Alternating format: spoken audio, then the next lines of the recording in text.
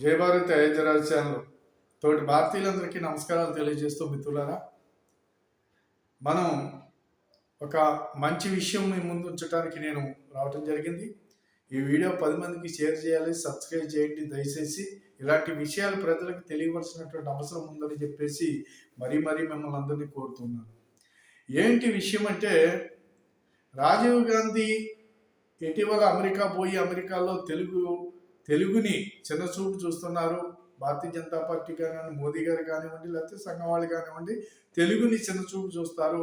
తెలుగు అనేది ఒక గొప్ప భాష, లేకపోతే తెలుగు అనేది గొప్ప సంస్కృతి అని చెప్పేసి ఈయన అక్కడ మాట్లాడటం అనేది సభలో జరిగింది. అయితే దీనికి మనం ఈ రాహుల్ గాంధీ మాట్లాడే మాటల్లో అది కాంగ్రెస్ పార్టీకే తిరిగి వస్తుందనే సంగతి తనకు తెలియదు. ఎందుచేతంటే రాహుల్ గాంధీ అనేవాడికి ఏమీ తెలియదు అసలు. అది ఒక రాహుల్ గాంధీ ఒక ఉగ్రవాది కూడా ఈరోజు నేను చెబుతున్నాను. ఎందుకంటే పెద్ద దేశద్రోహి. మనకి ఇక్కడ ఆ రాహుల్ గాంధీ అనేవాడిని ఇక్కడి నుంచి తవిలి కొట్టకపోతే ఈ దేశానికి ప్రమాదం ఏర్పడవచ్చు కూడా. ఎందుచేతంటే టంగుటూరి అంటే టి అంజయ్య గారు, ఈ టి అంజయ్య గారు 1982 వరకు ఈయన ఈ రాష్ట్రంలో, ఆంధ్ర రాష్ట్రంలో 7వ ముఖ్యమంత్రిగా ఆయన పనిచేయటం జరిగింది. ఈయన పనిచేసినటువంటి టైంలో, ఈయన ముఖ్యమంత్రిగా పనిచేసినటువంటి టైంలో జరిగినటువంటి సంఘటన ఏమిట్రా అంటే, ఈయన చాలా చిన్నవాడు, ఆర్థికంగా చాలా చిన్నవాడు. ఈయన చదువు అనేది మెట్రికేషన్ మాత్రమే చదువుకున్నారు. మెట్రికేషన్ చదువుకున్నప్పటికైనా సరే ఈయన మెట్రికేషన్ చదువుకున్నారు.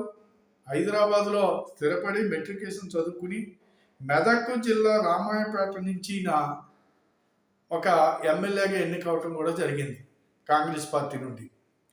అయితే ఎమ్మెల్యేగా ఈయన కాంగ్రెస్ పార్టీలోకి వచ్చి పోటీ చేయటానికి కావాల్సిన అర్హతలు ఏమిటాయి అంటే, ఈయన సామాజిక న్యాయం కోసం పోరాటం చేసేటువంటి ఒక పోరాట యోధుడు ఈయన. ఆ రకంగా ప్రజల్లో ఈయనకు ఒక మంచి స్పందన రావటం, కాంగ్రెస్ పార్టీ ఆయనకి టికెట్ ఇవ్వటం, ఆయన గెలవటం రెండు జరిగినాయి. ఈయన గెలిచి మొట్టమొదటిసారి ఈయన నీలం సంజీవరెడ్డి గారి యొక్క ముఖ్యమంత్రిగా ఉన్నప్పుడు ఈయన కార్మిక శాఖ మంత్రిగా ఈయన పనిచేయటం జరిగింది. ఈయన కార్మిక శాఖ మంత్రిగా పనిచేసి ఆ తర్వాత ఈయన రాష్ట్ర ముఖ్యమంత్రి అవటం కూడా జరిగింది. రాష్ట్ర ముఖ్యమంత్రిగా ఈయన చాలా నిజాయితీతోటి, ఈయన 6 అణాల కూలివాడు అనేవారు. ఈయన 24 పైసలకి కూలి పని చేసుకున్నటువంటి వ్యక్తి కూడా ఈయన. అయితే ఈయన ఎప్పుడైతే ముఖ్యమంత్రి అయ్యారో, ముఖ్యమంత్రి అయినప్పుడు కూడా ఈయన ముఖ్యమంత్రిగా 61 మంది మంత్రులతో జంబో మంత్రివర్గం చేసినటువంటి ఘనత కూడా వీరికే దక్కుతుంది. అదే కాకుండా ఈనాడు ఉన్నటువంటి చంద్రబాబు నాయుడు గారు, మన దివంగత మాజీ ముఖ్యమంత్రి అయినటువంటి రాజశేఖర రెడ్డి గారు కూడా ఈయన మంత్రివర్గంలో, రాజశేఖర రెడ్డి గారు ఆరోగ్య మంత్రిగా, చంద్రబాబు నాయుడు గారు ఫోటోగ్రఫీ మంత్రిగా కూడా పనిచేయడం జరిగింది.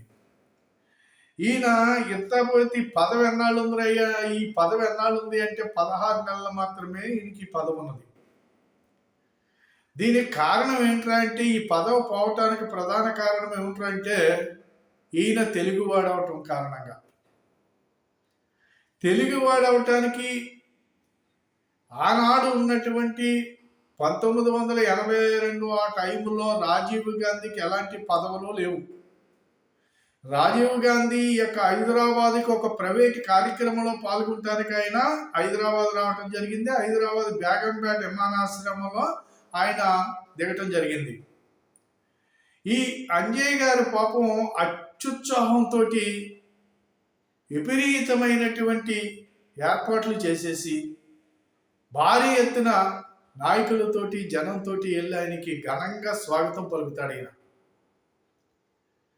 ఈ ఘన స్వాగతం పలికిన దానికి రాజీవ్ గాంధీ గారికి నచ్చలేదు. నచ్చకుండా అక్కడ విమానాశ్రమంలోనే ఈ యొక్క అంజయ్య గారిని ఘోరంగా అవమానించాడు. మామూలుగా కాదు, ఘోరంగా అవమానించాడు. అందరూ ముక్కు మీద వేలేసుకున్నారు. అవమానించడమే కాకుండా తిరిగి వెళ్ళి ఢిల్లీ వెళ్ళిన తర్వాత ఇమ్మీడియట్గా ఈ యొక్క అంజయ్య గారి యొక్క పదవిని తీసేశాడు. కారణం ఏంటంటే ఈయనకి ఇంగ్లీష్ రాలేదట. ఇంగ్లీషు భాష అనేది ఈ ఇంగ్లీషు భాష అనేది అంజయ్య గారికి రాకపోవటం కారణంగా అది నచ్చనటువంటి రాజీవ్ గాంధీ ఆయన ముఖ్యమంత్రి పదవిని పీకేశాడు. హే రాహుల్ గాంధీ, కాంగ్రెస్ నాయకులారా, ఒకసారి మీ రాహుల్ గాంధీకి చెప్పండి, ఆ పిచ్చోడికి పిచ్చి మాటలు మాట్లాడుతున్నాడు. తెలుగుని ఎవరు అవమానించారండి? ఈడు బాబు అవమానించాడు ఘోరంగా. ఈడ మామ, ఇంతకుముందు వీడియోలో చెప్పాను, వీళ్ళ మామ వీళ్ళందరూ ఈ తెలుగు వాళ్ళంటేనే వీళ్ళకి ఎలర్జీ. ఆ రకంగా ఈ తెలుగుని అవమానించాడు వీడు మొత్తాతోడు సహా. అందుకబట్టి ఈ రోజుని అమెరికా పోయి మాట్లాడే మాటలు ఏం మాట్లాడతాడు? ఇక్కడ తెలుగు ఒక నిజంగా అన్యాయమే జరుగుతుంది. అమెరికా వాళ్ళు ఏమన్నా న్యాయం చేస్తారేంటి ఇక్కడికి వచ్చి? ఇక్కడ హిందీ అనేది జాతీయ భాష. ఈ పిచ్చోడు పేలాపనేంటి అయినప్పటికీ వివిధ భాషలతోటి అనేకమైనటువంటి భాషలు కలిగినటువంటిది, ఎక్కడికక్కడ ప్రాంతీయ భాషలతోటి ఎంతో ముందుకు పోతున్నటువంటి దేశము మనది. మోదీ గారు ఎక్కడికి వెళ్ళినప్పటికైనా సరే అక్కడ ఆ భాషలో మాట్లాడతారనేది నీకు ఇంతకుముందు నేను చెప్పాను. మరి రాజీవ్ గాంధీ తెలుగు రాని కారణంగా అంజయ్య గారిని ఘోరంగా అవమానించి, ఆయనకి ఉర్దూ వచ్చు, హిందీ వచ్చు. హిందీ వీళ్ళకి పడదు. ఎంచేతంటే వీళ్ళు ఎక్కడ వాళ్ళు కాదు కదా. ఈ నెహ్రూ అనేటువంటి ఫ్యామిలీ ఏదైతే ఉందో ఎక్కడ వాళ్ళు కాదు కదా. వీళ్ళకి అన్నీ కూడా వీళ్ళు ఎక్కడెక్కడి నుంచో దిగుమతి అయిన వచ్చిన వాళ్ళు కాబట్టి వీళ్ళకి ఇంగ్లీష్ అంటే ఇష్టం. ఈ దేశ భాషలతోటి పని లేదు వీళ్ళకి. ఇంగ్లీష్ మనది కాదు. అయినప్పటికీ ఇంగ్లీష్ అవసరమే, చదువుకుంటాం. కాబట్టి ఇక్కడ ఇంగ్లీషు రాలేదనేటువంటి ఒక భేదభావంతో బంగారం లాంటి ఒక మంచి మనస్తత్వం ఉన్నటువంటి నాయకుడైనటువంటి, ఎలాంటి అవినీతి మరకలు లేకుండా పరిపాలన సాగిస్తున్నటువంటి అంజయ్య గారిని దారుణంగా అవమానించి ఆయన్ని గద్దె దింపేశారు. అంజయ్య గారు దళితులని కొంతమంది అంటారు, రెడ్లని కొంతమంది అంటారు. ఇదంతా తర్వాత అది మనం చెప్పుకోవాల్సినటువంటి అవసరం కూడా లేదు. ఆయన్ని మరి ఆయన కులం ఏంటి అనేది ఈ రకంగా చెప్పుకుంటూ ఉంటారు. మరి ఇది మనకి అంత అవసరం కూడా కాదు. అలాంటి మహనీయుణ్ణి, తెలుగువాడిని అవమానించిన కారణంగా నందమూరి తారక రామారావు గారికి బాధ కలిగి, ఆనాడు గొప్ప స్టార్ అయినటువంటి నట సార్వభౌముడైనటువంటి నందమూరి తారక రామారావు గారు ఈ అవమానాన్ని చూసి సహించలేక ఆయన పార్టీ పెట్టి 82లో పార్టీ పెట్టినటువంటి 6 నెలలకే ముఖ్యమంత్రి, ఆంధ్రుల యొక్క ఆత్మ గౌరవాన్ని నినాదంతో ఈ అంజయ్య గారిని అవమానించిన దానికి రామారావు గారు పార్టీ పెట్టి ప్రజల్లోకి వెళ్ళటం జరిగింది. ఆంధ్రుల యొక్క ఆత్మ గౌరవము కోసం అని చెప్పేసి ముందుకెళ్ళటం జరిగింది. ఆయన ముఖ్యమంత్రి అవటం జరిగింది. ఇది చరిత్ర. ఇది మీ కాంగ్రెస్ చరిత్ర. ఇది నీ బాబు చరిత్ర. ఇది నీ చరిత్ర. అంతే కాబట్టి ఇక్కడ దేని అవమానం, ఏది అవమానం జరిగినా, ఈ దేశానికి ఏ నష్టం జరిగినా నీ ఫ్యామిలీ నుంచే జరిగిందనేది మర్చిపోవద్దని చెప్పేసి రాహుల్ గాంధీకి చెబుతున్నాను. ఈ తెలియనటువంటి రాహుల్ గాంధీకి కాంగ్రెస్ నాయకులైనటువంటి మీరు, తన వెనకాల వెళ్ళేటువంటి వాళ్ళు కనీసం మీరన్నా చెప్పండి, మీకు తెలుసుంటే. మీకు కూడా తెలియకపోతే అది ఇంకా మీ కర్మది.